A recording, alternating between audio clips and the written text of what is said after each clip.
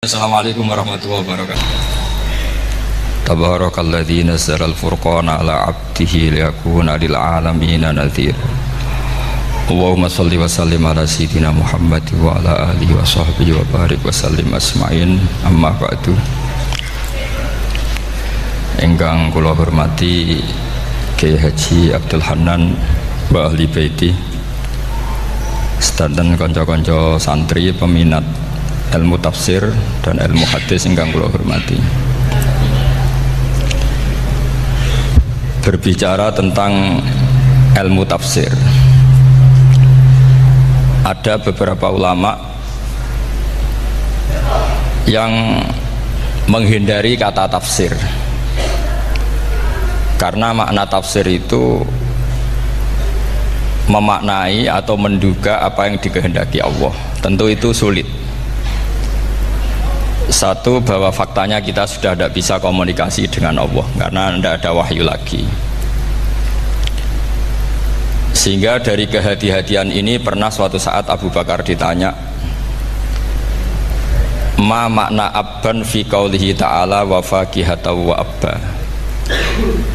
Beliau menjawab, saya tidak lagi pantas hidup di atas bumi di bawah naungan langit jika saya mengatakan naqulu fil Quran, jika saya harus berpendapat tentang Quran apa yang tidak saya ketahui.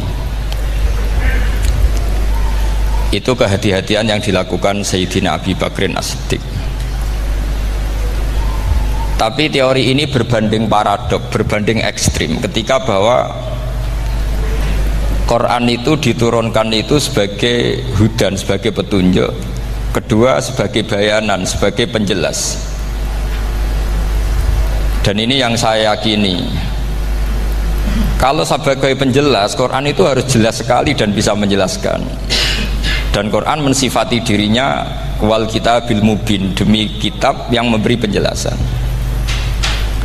Sehingga dari sudut ini orang kafir pun mungkin memahami Quran. Dan menurut saya orang kafir pun bisa paham Quran. Kalau Ahok itu melintir Quran, tidak memahami Quran, Pak. Senok harganya itu melintir Quran tapi tidak memahami Quran. Tapi bahwa Quran itu bisa difahami orang kafir itu ya. Logikanya gampang begini, kata Imam Syafi'i dalam kitab Ar-Risalah. Ketika Quran turun, itu pendengarnya itu tidak ada yang muslim, belum ada santri Kewagian, nggak ada santri Lirboyo, tidak ada santri Sarang. Pendengarnya itu non muslim. Nah ini sampai angan-angan, ketika Quran turun tuh pendengarnya muslim atau non muslim? Non muslim. Andai kan Quran itu turun tidak difahami orang kafir, maka lalu objeknya siapa, sasarannya siapa? Nah sebab itu akan aneh kalau kita yang mondok, misalnya ngaji Edkon, ngaji Alfiyah, ngaji Ulumul Quran, apa saja, kemudian Anda tidak paham Quran, padahal orang kafir saja bisa paham. Nah ini tantangan bagi kita. Sing kafir wis paham Quran, masa kita santri tidak paham Quran. Makanya begini, di antara awal-awal periode Makkiyah ada surat disebut Qul ya ayyuhal kafirun. Katakan Muhammad ya ayyuhal kafirun. Karena mukhotabnya atau lawan dialeknya Nabi adalah orang-orang apa? Kafir. Mereka paham ketika dijelaskan Quran, paham. Dan sebagian mereka menjadi mukmin karena paham. Itu termasuk isi makalah yang saya utarakan di sini.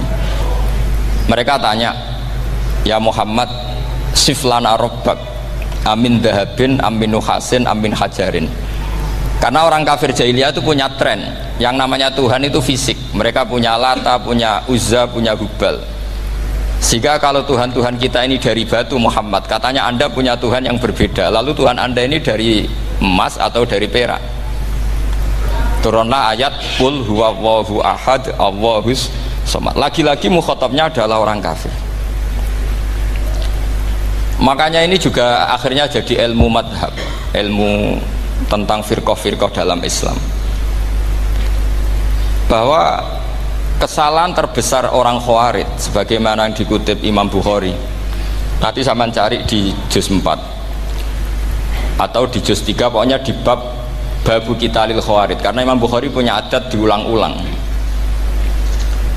Kata Ibnu Umar yang dikutip Imam Bukhari, innahum intolaku ila ayatin nazalat fil kufar faja'aluha alal mu'minin. Orang-orang khawarid, atau kalau sekarang orang-orang radikalisme, itu meneliti Quran, kemudian ketika ada kriteria manusia-manusia tertentu itu dianggap itu kenanya orang Islam, korbannya orang Islam.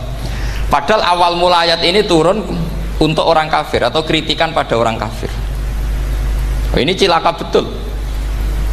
Karena logikanya seperti yang dikatakan Imam Syafi'i, ketika Quran turun ini nggak ada orang Islam, yang ada orang kafir. Jika mukhatabnya adalah orang kafir. Tapi ayat-ayat ini nanti dipakai Khawarij untuk mengcounter orang Islam, sehingga mereka mudah mengkafirkan kita karena pakai ayat yang dari awal Allah mengkafirkan orang kafir, sekarang ayat itu dipakai mengkafirkan orang Islam. Ini saking gebleknya orang apa? Khawarij. Makanya kata kitab Fathul Bari yang menyarai Bukhari itu, yang mendorong orang Khawarij seperti itu adalah jahluhum bisyariah. Memang mereka benar-benar bodoh, benar-benar goblok. Misalnya kita kiai atau kita ma'arif atau kita santri atau kita orang soleh, kemudian kita tidak bisa melakukan apa yang kita katakan, terus kita oke lah, kita kena kritik misalnya atakmurunan nasa bil birri apa wa tansawna anfusakum wa antum taslunal kitab, terus kita katanya bisa ngomong tapi tidak bisa melakukan, terus dikritik dengan ayat itu mestinya tidak tepat. Karena itu asbabil nuzulnya adalah orang-orang Yahudi, karena tahu bahwa sifat Rasulullah itu ada di Taurat, mereka menyuruh keluarganya itu masuk Islam, tapi mereka sendiri tidak mau Islam. Kemudian turunlah ayat atakmurunan nasa bil birri wa tansawna anfusakum wa antum taslunal kitab afala ta'qilun. Sekarang perbandingannya begini, misalnya ada orang Islam, taruh saja Zaid itu maling, ya maling, konsisten dia malingnya sampai tua. Terus menurut Anda Zaid yang muslim ini, muslim, Zaid itu muslim tapi maling, jangan bilang maling tapi muslim, dia itu ya.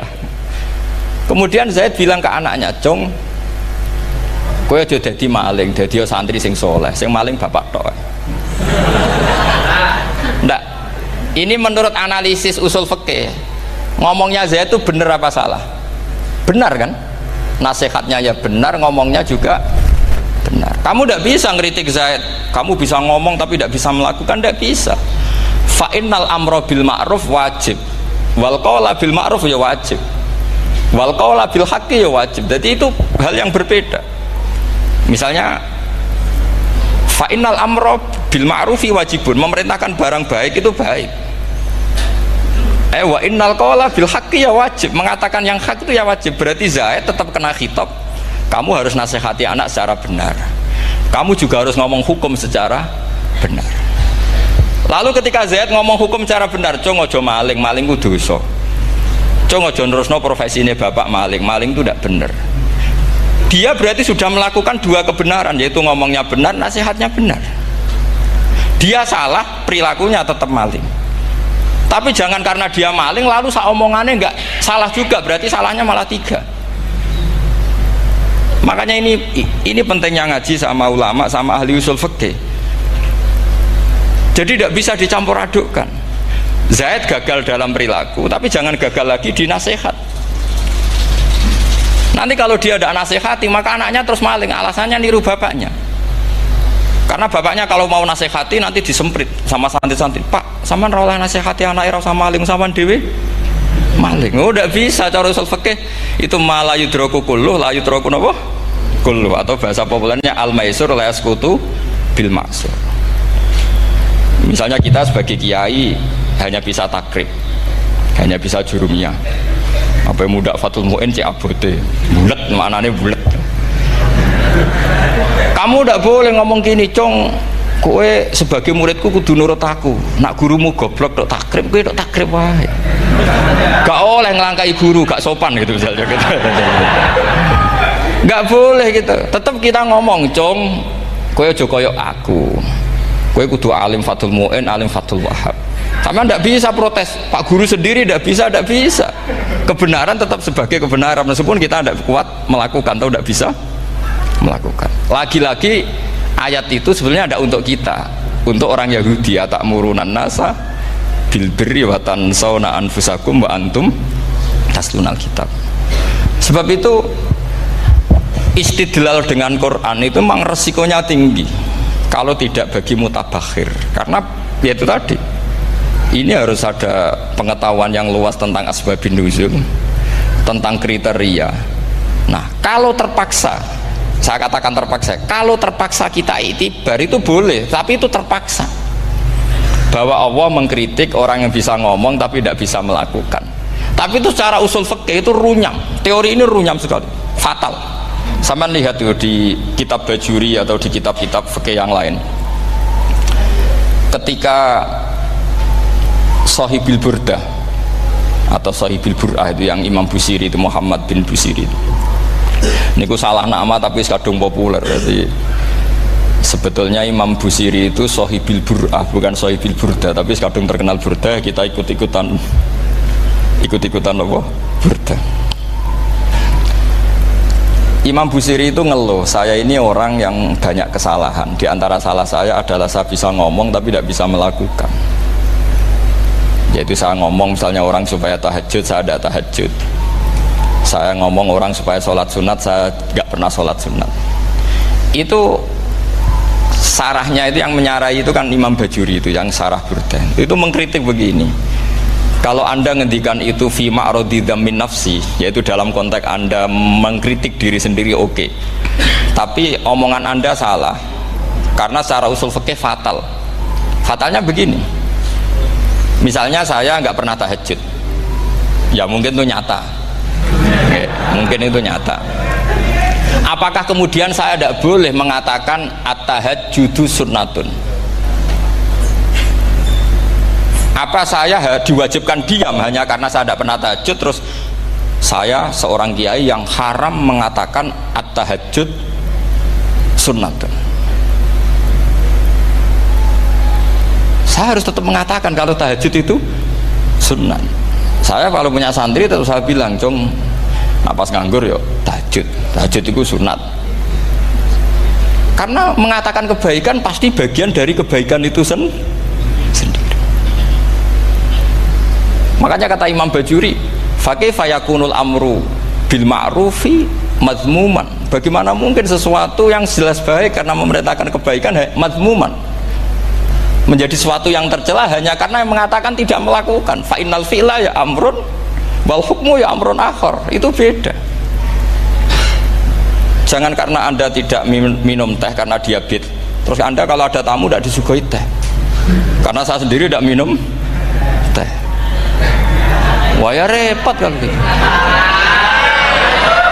Nah, itu lagi-lagi tadi orang Khawarij salah ketika mengartikan ayat yang harusnya objek kritiknya itu orang kafir, kemudian karena Quran lama sekali dibaca orang Islam sampai orang itu lupa kalau Quran awalnya turun diantaranya adalah membenahi akidahnya orang kafir, sehingga korbannya orang Islam.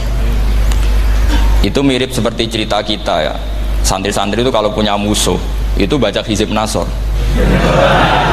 Dulu pengarang Hizib Nasor itu musuhnya orang fasik, sehingga dihizib. Santri ora di musuh wong fasik, duwene kancane dhewe, akhirnya kancane yang kena hizib.